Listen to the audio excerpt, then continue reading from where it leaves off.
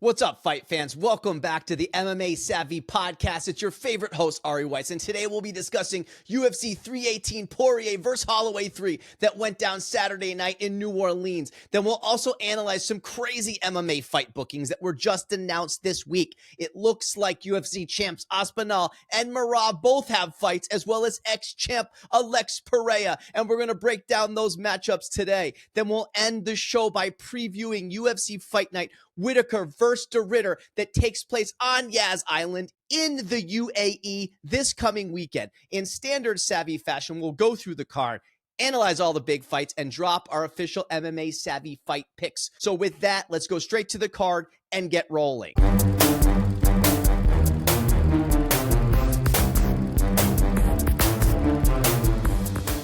Okay, let's check this out. UFC 318 Holloway vs. Poirier 3 for the BMF title. Of course, everybody knows I had been bashing this card. Listen, it was a pretty decent card. I'll give it up. It was nice. The New Orleans crowd brought it. They came there. They respected their boy. We had Wheezy walking out Poirier. Everybody was there. Everybody was going nuts. I liked it. Fine. But I still felt with the main event, even though it was a great fight, it was a great, epic, 5-round classic lightweight fight, the trilogy of Holloway versus Poirier, I still didn't feel as much energy at the end, though, sort of because of the meaningless aspects to it. I just don't care about the BMF belt. Holloway looked great. I will say he is finally a lightweight. He's got the size now, and he's got the power. That's what he was missing back in the day when he would kind of go from featherweight up against Poirier the last time. But now he's a real lightweight. Now he just doesn't have the fast hands, but he also has the power. He's got the size.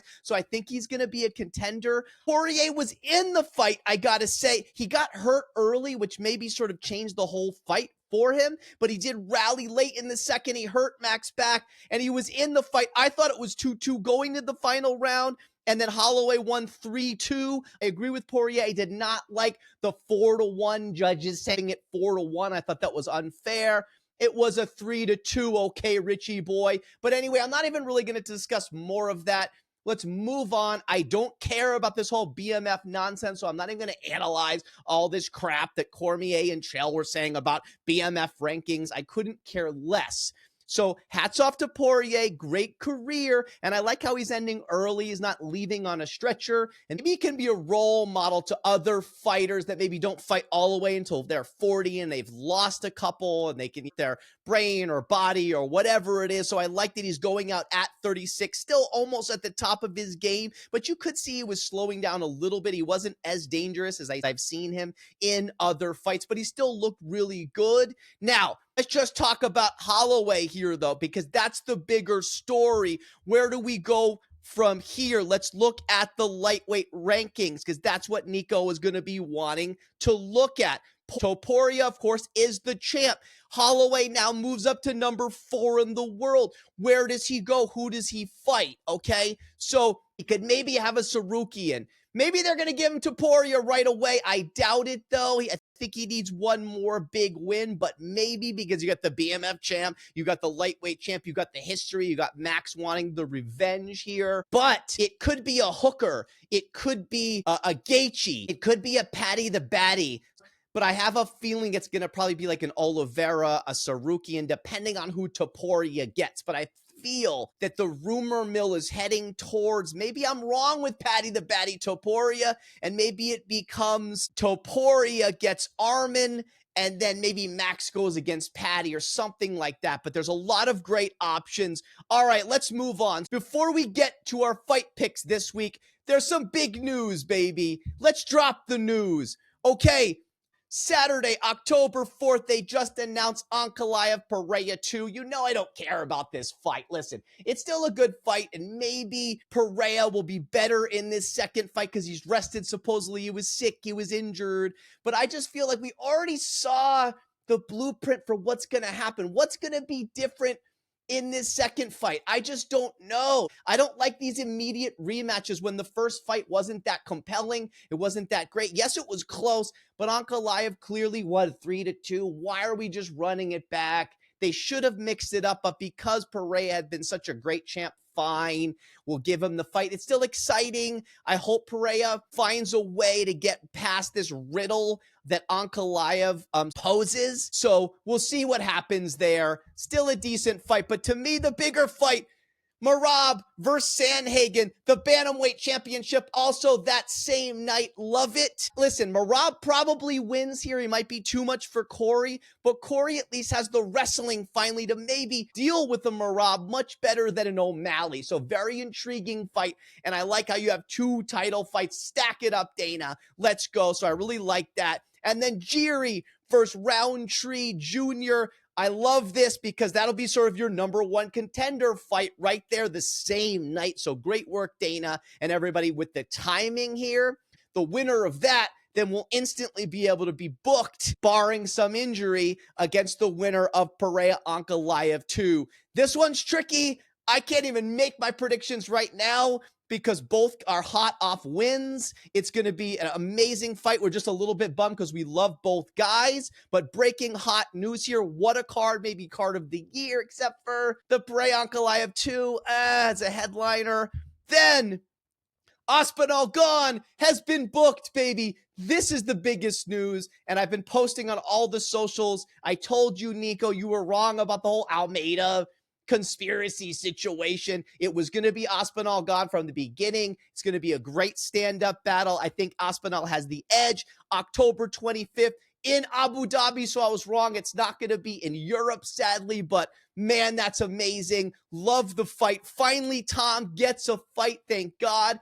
No more John Jones, no more nonsense. Let's move on. So October is now going to be stacked, and I'm sure that they haven't even finished building this card out. So love it. Love all these fights. Dana came in hot earlier this afternoon, baby. So I had to mention all this. I'm giving the edge to Aspinall, but this is going to be a war. Gane on his feet is fantastic. So unless Aspinall grapples, this is going to be a crazy stand-up war. All right, let's give our weekly picks super quickly. UFC Fight Night, Whittaker versus de Ridder, and this is going to be live on Yas Island in the UAE. I love the international crowds. As you know, they're going to be loud, they're going to be raucous, and we're going to be bringing the sport to the international community. And I love the fight. De Ridder is so hot after the Bo Nickel win.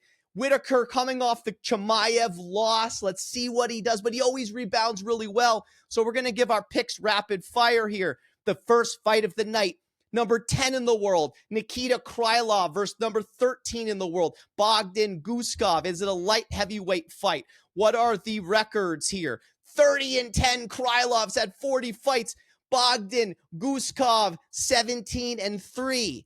So let's look at the line here. Krylov is the minus 180 favorite. So, you know, you're leaning towards Krylov. Let's just see what he's done. If you look at his history, he had won 3 straight big wins against Gustafsson, against Ozdemir, against Spann, and then finally he loses to Reyes. So he's derailed a little bit, but he's still number 10 in the world. And then Guskov on the other side, he's now won 3 straight. He beat Pauga, he beat Spann, he beat Elakana. So Richie is touching Krylov. He's being smart and taking the favorite. Nico taking the underdog with Guskov. And you know what? I'm going to ride the hot hand too. I'm taking the Uzbekistani. I'm taking Guskov, and I'm going with Nico here because he's won 3 straight. Krylov got diminished a little bit with that loss. So let's move on. That's the first one. That's going to be a banger, as Richie likes to say. I like starting off the night here.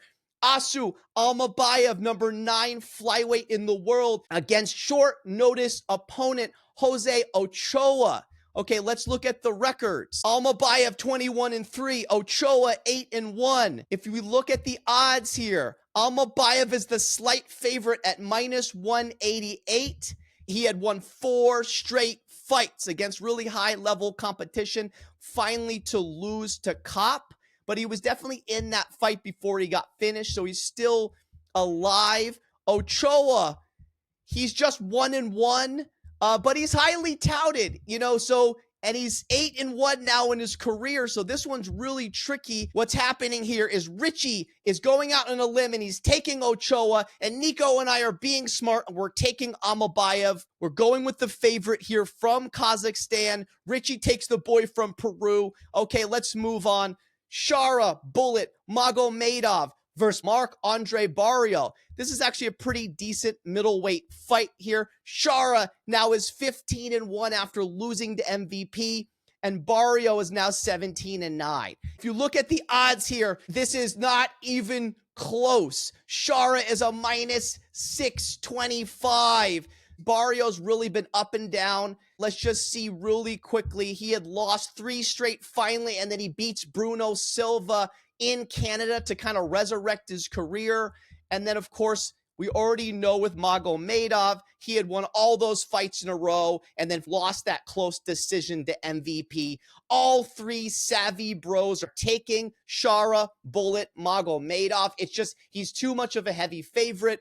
Barriault just goes up and down. We just can't trust him. It will be a much closer fight than I think the line is showing us. Okay, co-main event. Petr Yan, number 3 bantamweight in the world, versus Marcus McGee, number 13. I don't love the booking because I'm like, Yan, why are you taking this fight and going this far down in the rankings? But I think he just wanted to be active. No one else probably wanted to take a fight because of all the Merab O'Malley title fights. The top got a little clogged up, and so he probably couldn't get a fight. McGee is a surging star. Let's look at their records. Petr Yan is 18-5 now, and Marcus McGee is 10-1. He only has 1 loss.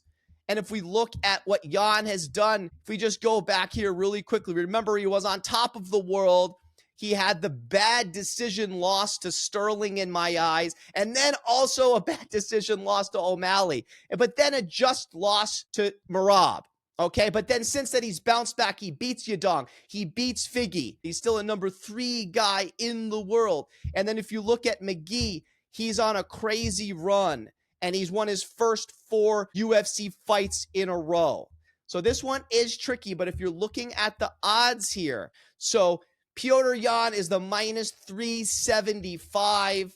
Nico touching McGee. He's taking the underdog here, but Richie Boy and Wally are playing it safe. We're taking Petr Yan because I just think he's too high up in class for McGee to be able to deal with, and I think it's Yan's day here, but this will be another really close one. I do like the fight, even though I wish Yan wasn't fighting so down in the rankings. It will still be exciting. Okay, main event.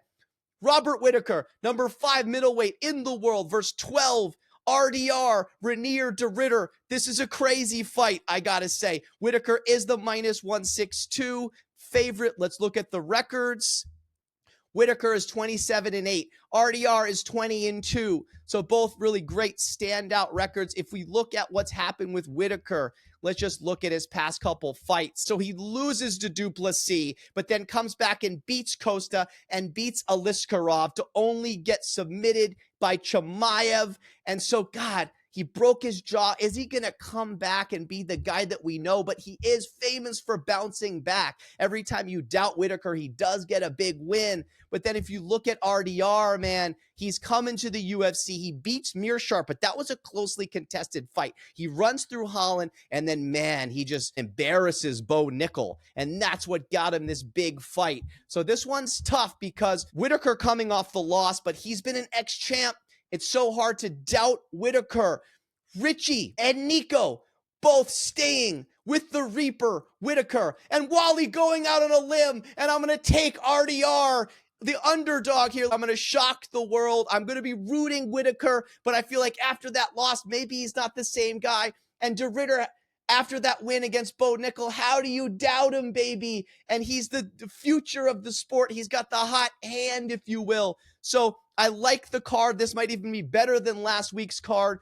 Those were our picks, and that's it for this week. Thank you for listening to the MMA Savvy podcast, the world's top place for MMA content. If you love these weekly episodes, make sure to hit subscribe. And if you're a real MMA enthusiast, check out all the old MMA Savvy videos on our page. You might see some UFC legends pop up, such as Fabricio Verdum, Ronda Rousey, and John Jones. The old channel has been revived, and we couldn't be more excited. Please subscribe, follow, comment, like, share.